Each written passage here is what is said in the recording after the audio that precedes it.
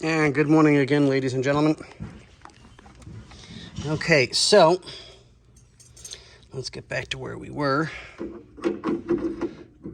And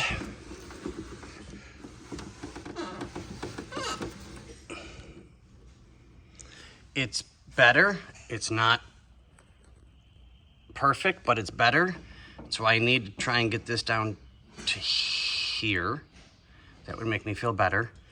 And find a way to make a stopper that does not touch the glass, but stops the window from going up anymore, so that when the top closes, it doesn't close with this much of the window sticking up, and get that taken care of. So while we're at it, the outside handle was sticking, which I showed you guys on the previous video, and here's the assembly.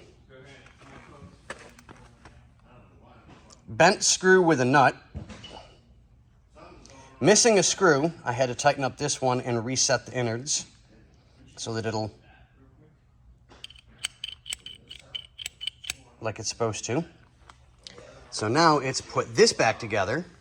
And then we're going to attempt, because I think I've got the right...